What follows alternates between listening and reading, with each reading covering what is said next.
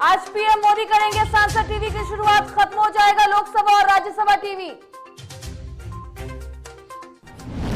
कांग्रेस समिति ने महंगाई और बेरोजगारी के मुद्दे पर सरकार को घेरने की बनाई रणनीति का आंदोलन को लेकर सोनिया गांधी करेंगी फैसला।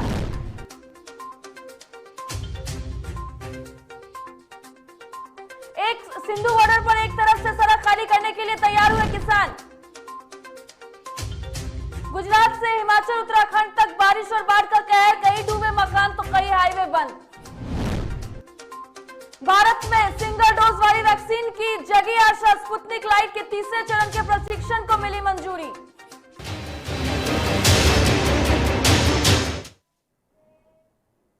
नमस्कार, जीटीवी भारत में आपका स्वागत है। मैं हूं पूजा वर्मा और अब खबरें विस्तार से। प्रधानमंत्री नरेंद्र मोदी आज लोकसभा और राज्यसभा टीवी के एकीकृत प्रसारण संसद टीवी को लॉन्च करेंगे। यह मौजूदा टीवी चैनलों लोकसभा टीवी और राज्यसभा टीवी की जगह लेगा। प्रसार भारती के सीईओ सूर्य प्रकाश के नेतृत्व में एक पैनल ने 2 चैनलों के लिए एक साझा मंच को मंजूरी देने वाली एक रिपोर्ट प्रस्तुत करने के बाद लगभग 2 साल पहले इनकी योजना बनाई थी। इसका उद्देश्य लागत में कटौती, चैनल प्रबंधन को व्यवस्थित करना था और दर्शकों और विज्ञापन दाताओं के लिए इसे आकर्षक बनाने के लिए सामग्री को फिर से तैयार करना है। लोकसभा और राज्यसभा टीवी दोनों ही लाभ कमाने वाली संस्थाएं हैं जो मुख्य रूप से सार्वजनिक क्षेत्रों के दिग्गजों और केंद्रीय मंत्रियों के विज्ञापनों पर चलती है। सांसद सत्र के दौरान दोनों सदनों की लाइव स्ट्रीमिंग सुनिश्चित करने के लिए सांसद टीवी के पास 2 चैनल होंगे। सूत्रों के अनुसार चैनलों की तैयारी पूरी हो चुकी है और ये लॉन्च के लिए तैयार है।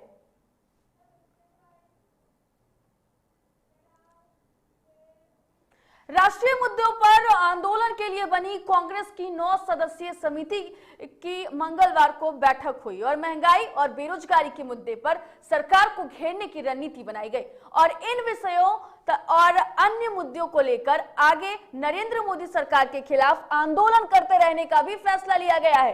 पार्टी के वरिष्ठ नेता दिग्विजय सिंह की अध्यक्षता वाली इस समिति की पहले बैठक में रिपुन बोरा और उदित राज ने राहुल गांधी को फिर से कांग्रेस का अध्यक्ष बनाए जाने की मांग भी उठाई। सूत्रों ने बताया कि इस बैठक में कई प्रमुख मुद्दों पर चर्चा हुई है। फिलहाल ये फैसला हुआ है कि महंगाई और बेरोजगारी के मुद्दे को लेकर सरकार को घेरा जाएगा। इन दोनों मुद्दों पर आंदोलन से जुड़े कार्यक्रमों पर कांग्रेस अध्यक्ष सोनिया गांधी फैसला करेंगी। उन्होंने कहा है कि सरकार को विभिन्न मुद्दों पर घेरने के लिए सामाजिक संगठनों को भी साथ लिया जाएगा।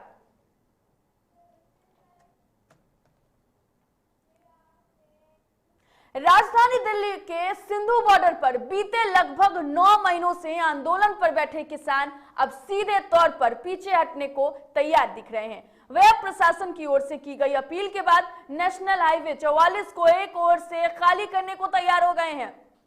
वहीं सुप्रीम कोर्ट के आदेश के बाद सरकार ने सोनीपत के डीसी, ललित सचिव और एसपी की किसानों से बातचीत का रास्ता खुलवाने की जिम्मेदारी लगाई है। ऐसे में अधिकारी बीते मंगलवार को कुंडली सिंधु बॉर्डर पर पहुंचे थे। दरअसल सोनीपत में मंगलवार को डीसी ललित सचिव ने किसान प्रतिनिधियों को सुप्रीम कोर्ट के आदेश का हवाला देकर आम जनता को हो रही समस्याओं के बारे में बताते हुए किसानों से मदद की मांग की। इस दौरान डीसी ने किसानों से दिल्ली से सोनीपत पानीपत रास्ते का एक और का हिस्सा खाली करने की भी आग्रह किया, जिससे लोगों को आवाजाही में कोई समस्या पैदा ना हो। इस पर किसान प्रतिनिधियों ने संगठन की बैठक पर पॉजिटिव जवाब देने का आश्वासन दिया है। बता दें आपको कि बीते कई महीनों से किसान 3 कृषि कानूनों के विरोध में बॉर्डर पर बैठे हुए हैं। इससे आवाजाही में लोगों को परेशानियों का सामना करना पड़ रहा है।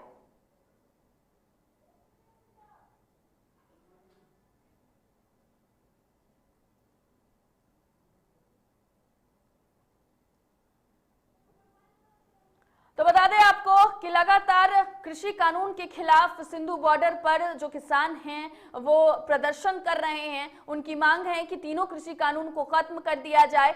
अब जिसके बाद से लोग जो थे उन्हें काफी ज्यादा परेशानी हो रही थी, आवाजाही में काफी परेशानी हो रही थी, जिसके बाद से जब सुप्रीम कोर्ट ने निर्देश दिया तो अधिकारियों ने उनसे बात की। उन्होंने बात करके उन्हें सहमति दिलाई है कि एक तरफ का जो रास्ता है वो खाली कर दिया जाए ताकि लोगों को किसी तरीके की परेशानी ना हो, जिसके बाद से किसानों की तरफ से इसको लेकर पॉजिटिव रिस्पांस आया है, जिसके बाद से ये लगातार माना जा रहा है कि एक तरफ का रास्ता किसान खाली कर देंगे। तो सुप्रीम कोर्ट के आदेश के बाद जो अधिकारी थे उन्होंने बात की और बातचीत के बाद आपको बता दें कि किसान जिस तरीके से आंदोलन पर बैठे थे, अब उन्होंने एक पॉजिटिव रिस्पांस दिखाते हुए कहा है कि वो एक और का रास्ता खाली कर देंगे। अब प्रशासन की ओर से जो पहल की गई है उसके बाद से आपको बता दें कि नेशनल हाईवे को एक तरफ से खाली करने के लिए किसान जो है वो मान गए हैं। दरअसल कृषि कानून के खिलाफ लगातार किसानों के द्वारा प्रदर्शन किया जा रहा है, बीते 9 महीनों से प्रदर्शन किया जा रहा है और तीनों कृषि कानून को खत्म करने की अपील जो है, मांग जो है वो किसान सरकार से कर रहे हैं। लेकिन इन सब के बीच आवागमन को लेकर के काफी परेशानी हो रही थी, लंबी लंबी कतारें लग रही थी, गाड़ियों की जाम की समस्या उत्पन्न हो जा रही थी, जिसके बाद से आपको बता दें कि सिंधु बॉर्डर को एक तरफ से खाली करने का सुप्रीम कोर्ट ने ये अधिकारियों को निर्णय दिया। अधिकारियों ने किसानों से बातचीत की, बातचीत के बाद जो किसान हैं उन्होंने इस बात पर सहमति जताई है कि वो खाली जरूर करेंगे एक और का रास्ता।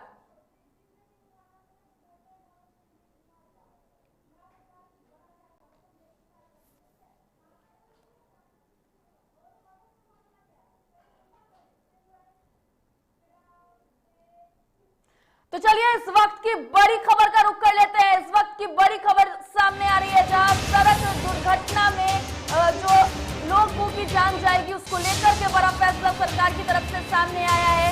बता दें आपको कि सड़क दुर्घटना में मौत होने पर मुआवजा मिलेगा। तो बड़ी खबर इस वक्त की आपको बता रहे हैं, जहां पीड़ित परिवार को दी जाएगी 5 लाख रुपए की राशि, मुआवजा दिया जाएगा पीड़ित परिवार को। बता दें आपको कि घायल होने पर 50,000 की राशि दी जाएगी। बड़ी खबर इस वक्त की आपको बता रहे हैं, जहां सुप्रीम कोर्ट के निर्देश के बाद सरकार ने ये फैसला लिया है। तो बिहार में अब सड़क दुर्घटना में मौत होने पर पीड़ित परिवार को 5 लाख रुपए का मुआवजा दिया जाएगा। बिहार सरकार का यह फैसला आज यानी 15 सितंबर से हर जिले में लागू हो गया है। सड़क दुर्घटना में किसी भी व्यक्ति की मौत होने पर परिजनों को जहां 5 लाख मुआवजे के रूप में दिया जाएगा, वहीं गंभीर रूप से घायल होने पर 50,000 की राशि दी जाएगी। बिहार सरकार ने यह व्यवस्था सुप्रीम कोर्ट के निर्देश के बाद किया है। तो बता दें आपको कि परिवहन विभाग ने बैठक कर सभी जिलों के जिला परिवहन पदाधिकारियों को यह निर्देश दिया है।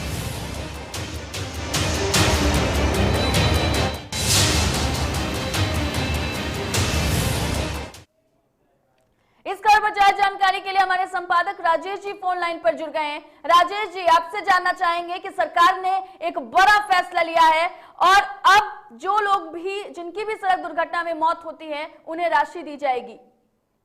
बिल्कुल, अब आप कह सकते हैं पूजा, ये बिहार सरकार का एक बड़ा फैसला है और वैसे लोगों के लिए राहत भरी खबर जरूर कह सकते हैं जो अपने परिजन को खो देते हैं। तो मृतकों के परिजनों के आश्रितों के मृतकों के आश्रितों को 5 लाख रुपए के मुआवजा का ऐलान किया गया है। साथ ही साथ जो गंभीर रूप से घायल होंगे उन्हें 50,000 रुपया दिया जाएगा। और ये नियम आज से ही 15 सितंबर 2021 से ही ये लागू कर दिया गया है और बाज़ाब्ते इसकी जो चिट्ठी है वो जारी कर दी गई है परिवहन सचिव के द्वारा और स्पष्ट निर्देश दिया गया है, जिसमें कहा गया है कि बिहार मोटर गाड़ी संशोधन नियमावली 2021 और साथ ही साथ मोटर वाहन दुर्घटना दावा न्यायाधिकरण नियमावली 2021 दोनों में इस तारीख को सूचित किया गया है कि आज से ये नियम लागू हो जाएगा। और इसमें एक चीज और भी बताया गया है कि इस नियमावली के अधीन अगर जो अनुमंडल स्तर पर कोई घटना या दुर्घटना होती है, उस दुर्घटना की जो जांच जो है अनुमंडल पदाधिकारी करेंगे और उनके हस्ताक्षर से ही फिर आगे का जो प्रोसेस है,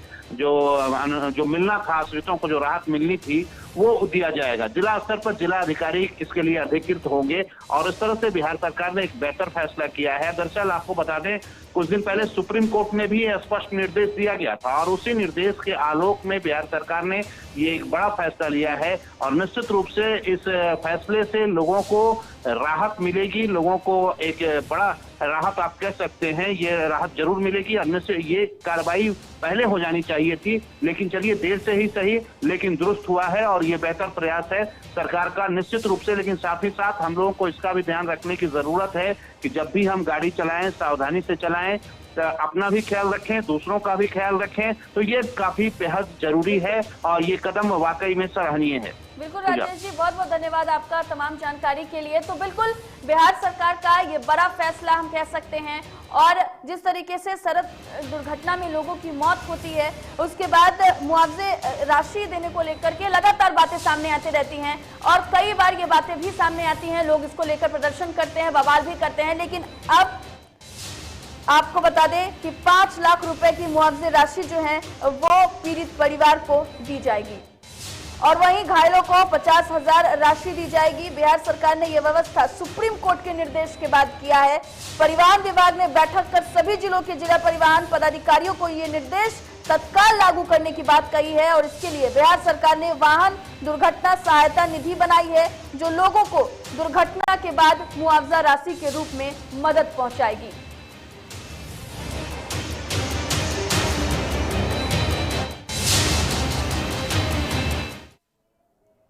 फिलहाल वक्त हो चला एक छोटे से ब्रेक का, जल्द लौटेंगे।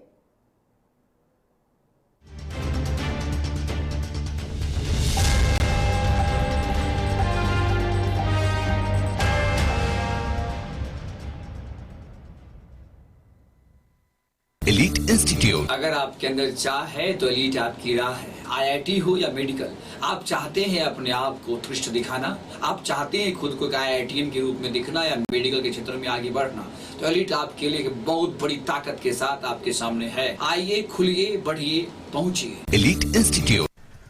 दादी, इतने सारे पापड़ बन गए, क्या करे? कच्चा पापड़, पक्का पापड़, एक्स्ट्रा पापड़, इंस्टा पापड़, कक्कर दादी के छत का पापड़ विद ऑनलाइन प्रेजेंस बन गया धाकड़। फोन पे करके ऑर्डर ही ऑर्डर, सब वाह हो गए इसको खाकर। कच्चा पापड़, पक्का पापड़, चंडीगढ़ टू चेन्नई बढ़िया सापड़। कच्चा पापड़, पक्का पापड़, एक्स्ट्रा पापड़, इंस्टा पापड़। बिजनेस बढ़ाओ इंडिया के फास्टेस्ट 4G के साथ। स्पीड से बढ़ो विद वी गिगानेट। घर चाहिए, मकान चाहिए कि चाहिए दुकान, या फिर चाहिए जमीन जायदाद, वो भी बिना ब्रोकर, बिना कमीशन के, 100% लीगल। अधिक जानकारी के लिए देखिए हमारा खास कार्यक्रम बिल्डिंग बाजार।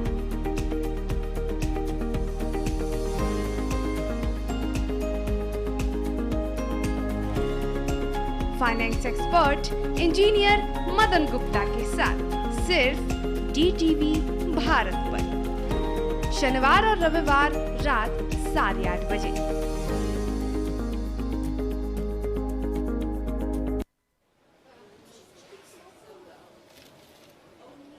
और ये रहा आपका बर्थडे गिफ्ट।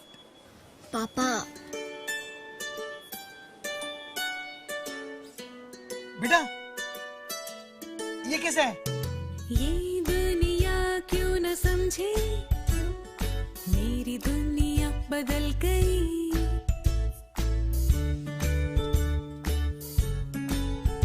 और ये देखो पीहू,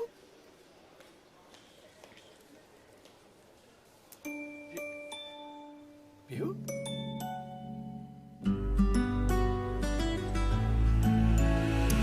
गुड़ियों से खेलने वाली तेरी गुड़िया बड़ी हुई। बच्चे कब बड़े हो जाते हैं पता ही नहीं चलता।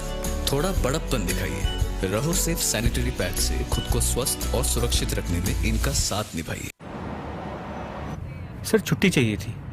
क्यों? गांव के सारे घर कच्चे थे, बाढ़ में ढह गए, मेरा भी। Good morning sir. देखिए, बुनियाद भी पक्की, आपका नया घर भी पक्का, सालों साल चलेगा सर। ठीक है, ले लो छुट्टी।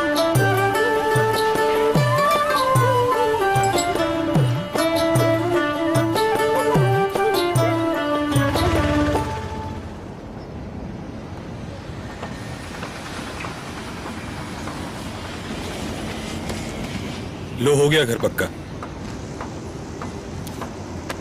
छुट्टी कैंसिल।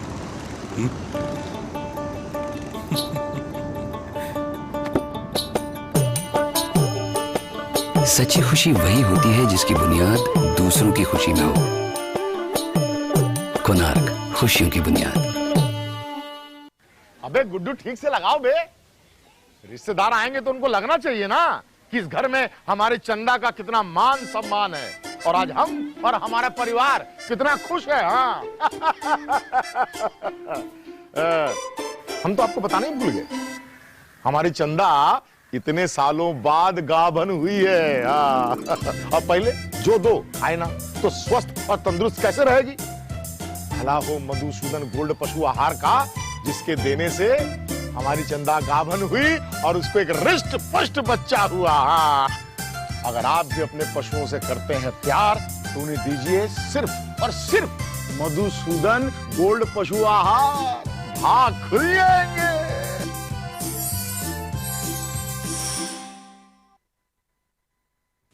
अश्लीलता से दूर, भक्ति से भरपूर, कानफोड़ू नहीं मधुर वाणी, जिंदगी का सार, राम की कहानी, रामचरितमानस का संपूर्ण पाठ सुबह और शाम 6:30 बजे देखिए रामायण, सिर्फ और सिर्फ DTV भारत पर।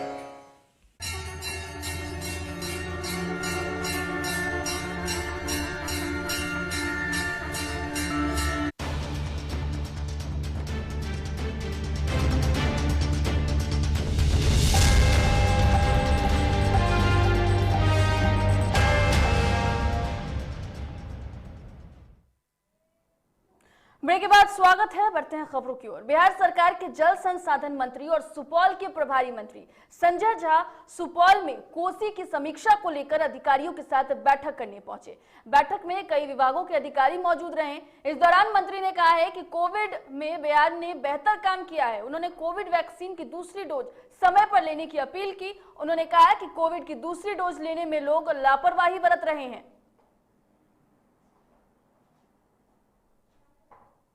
आपदा से संबंधित लोग, सारे मंत्री और खास करके वो बाढ़ से और सुखाड़ से, इधर सुखाड़ वाली बात तो है नहीं, बाढ़ से संबंधित जो स्थिति है उसका आकलन करना और उसमें जो राहत का काम है वो कैसा चल रहा है, आपदा का काम है सारा चीज हो गया, उसमें कोई कमी है और इम्प्रूवमेंट का स्कोप है। आपदा एक फिक्स प्रोसीजर के थ्रू लोगों को मिले, ये तो बिहार कभी देखा नहीं। जनता दल यूनाइटेड के संसदीय बोर्ड के अध्यक्ष उपेंद्र कुशवाहा 16 सितंबर को बिहार भ्रमण के लिए कार्यक्रम के तहत दरभंगा पहुंचेंगे। आज जनता दल यूनाइटेड के नेता और पूर्व केंद्रीय मंत्री अशरफ अली फातिमा ने मीडिया को संबोधित करते हुए कहा कि उनका बिहार भ्रमण कार्यक्रम दरभंगा में सकरी, नारायणपुर, नेहरा होते हुए जेडीयू कार्यालय पांडा सराय पहुंचेगा।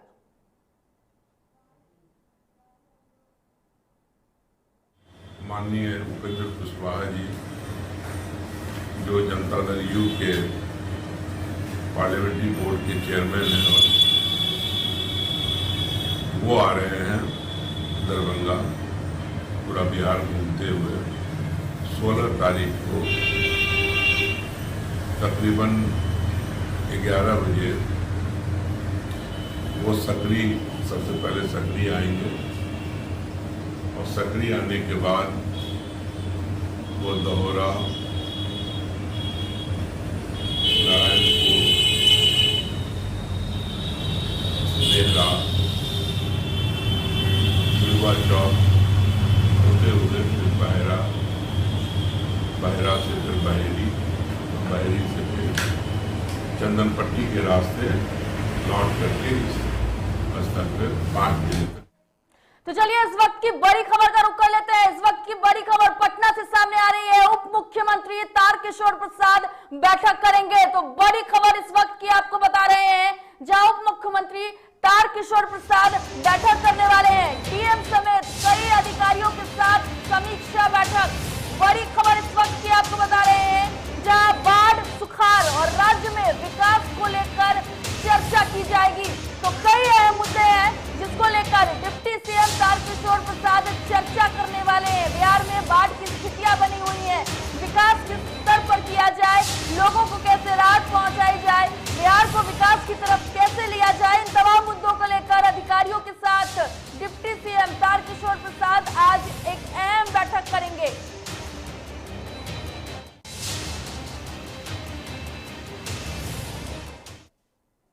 खबर पर ज्यादा जानकारी के लिए हमारे साथ फोन लाइन पर विभू जुड़ गए हैं। विभू, आपसे जानना चाहेंगे कि आज एक अहम बैठक होने वाली है, क्या कुछ अपडेट है?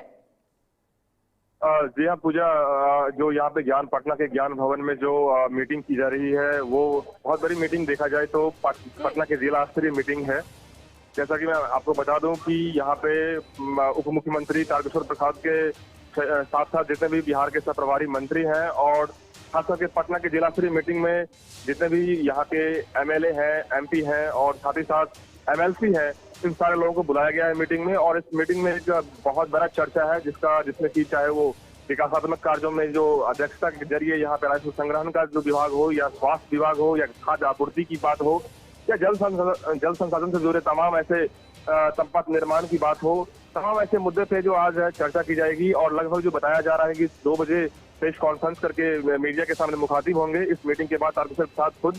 और फिलहाल जो अभी अंदर में मीटिंग चल रहा है, लगभग बताया जा रहा है 2 बजे तक मीटिंग होने की संभावना है, 2 बजे तक मीटिंग चलने की संभावना है। बिल्कुल विवेक, बहुत बहुत धन्यवाद आपका तमाम जानकारी के लिए। तो आज एक अहम बैठक, लगातार जिस तरीके से सीएम नीतीश कुमार ने ये निर्देश दिया था कि जो भी प्रभारी मंत्री हैं वो अपने क्षेत्रों का दौरा करेंगे, दौरा करने के बाद जो भी स्थितियां बनेंगी उसको किस तरीके से बेहतर किया जाए, इसको लेकर भी सीएम नीतीश कुमार ने जोर दिया था। अब इसके बाद जो तमाम डिप्टी सीएम की बात कर ले या फिर प्रभारी मंत्री की बात कर ले, सभी एक्टिव हो गए हैं और अपनी अपनी स्थितियों को लेकर के बैठकें कर रहे हैं और बैठक में क्या कुछ फैसला लिया जाना है इस पर भी चर्चा हो रही है।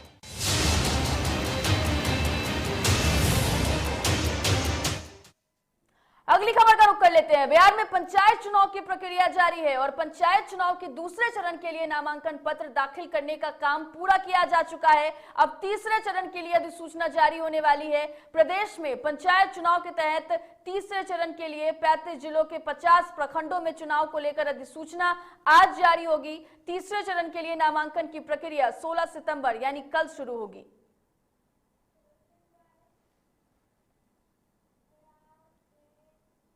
बक्सर के राजपुर प्रखंड में 19 पंचायतों के 5 पदों के लिए कुल 2208 लोगों ने नामांकन किया, जिसमें मुखिया पद के लिए 38 लोगों ने पर्चा दाखिल किया है। सरपंच पद के लिए 12, वहीं बीडीसी पद के लिए 17 लोगों ने नामांकन किया है। जिला परिषद की 3 सीटों के लिए कुल 38 लोगों ने नामांकन किया।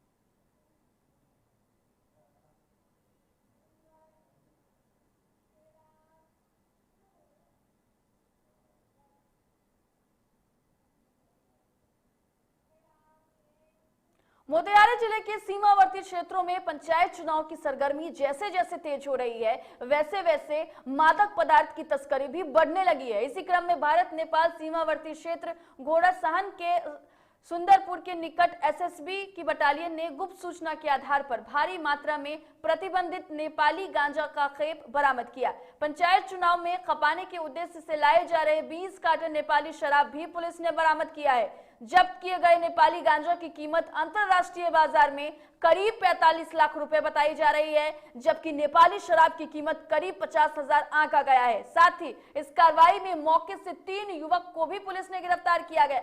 पकड़े गए तीनों युवक को एसएसबी अपने हिरासत में लेकर गहन पूछताछ कर रही है।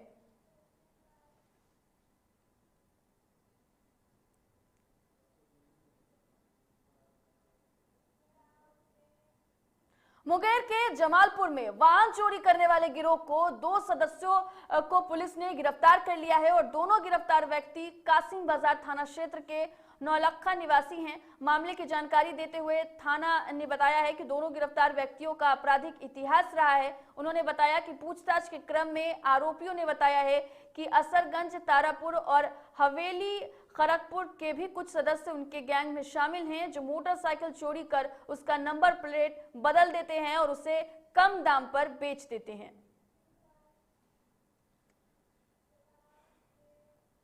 बक्सर में सरकारी अस्पताल की बड़ी लापरवाही सामने आई है। अस्पताल द्वारा देर रात मरीज के पहुंचने पर अस्पताल का दरवाजा नहीं खोला गया, जिसके कारण इलाज के अभाव में मरीज ने तड़प तड़प कर जान दे दी है। इस घटना के बाद स्थानीय लोगों ने अस्पताल प्रशासन के प्रति आक्रोश दिखाने को मिल रहा है और वहीं अस्पताल की इस लापरवाही ने जिले में स्वास्थ्य व्यवस्था पर सवालिया निशान खड़ा कर दिया है। दरअसल मामला बक्सर जिले के केसट प्रखंड के केसट गांव का है, जहां स्थानीय निवासी उमेश सिंह को बीपी की परेशानी थी और देर रात अचानक उनकी तबीयत बिगड़ने लगी। उन्हें सांस लेने में तकलीफ हुई, बेचैनी इतनी बढ़ गई कि आनन फानन में परिजनों ने उन्हें इलाज के लिए अस्पताल लेकर गए, लेकिन अस्पताल पहुंचने के बाद मरीज और उनके परिजन अस्पताल का दरवाजा खटखटाते रहे, लेकिन अस्पताल कर्मियों ने अस्पताल का दरवाजा नहीं खोला, जिसके कारण इलाज के अभाव में वापस लौट रहे उमेश सिंह ने घर पहुंचने से पहले ही तड़प तड़प कर रास्ते में दम तोड़ दिया।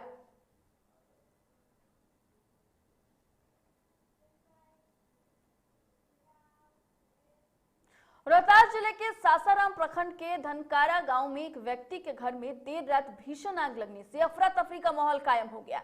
बताया जा रहा है कि बच्चे की विवाद को लेकर गांव के ही कुछ लोग आपस में ही भिड़ गए थे, जिसके बाद एक पक्ष ने दूसरे पक्ष के घर को आग के हवाले कर दिया। वहीं पीड़ित ने गांव के ही कुछ लोगों पर घर जलाने का आरोप लगाया है। आनन फानन में ग्रामीणों ने कड़ी मशक्कत के बाद आग पर काबू पाया। वहीं पीड़ित परिवार ने बताया कि लाखों रुपए की क्षति हुई है।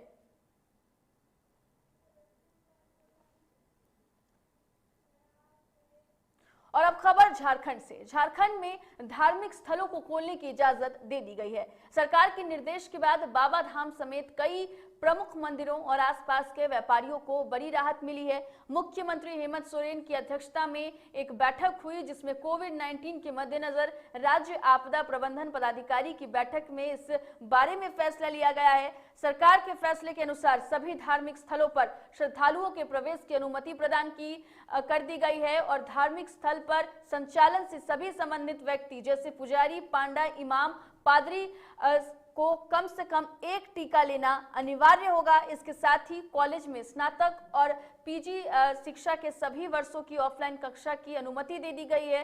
स्कूल में 6 से 8 तक ऑफलाइन कक्षा की अनुमति दी गई है और आपको बता दें कि बार और रेस्टोरेंट को 11 बजे तक खोलने की अनुमति दी गई है।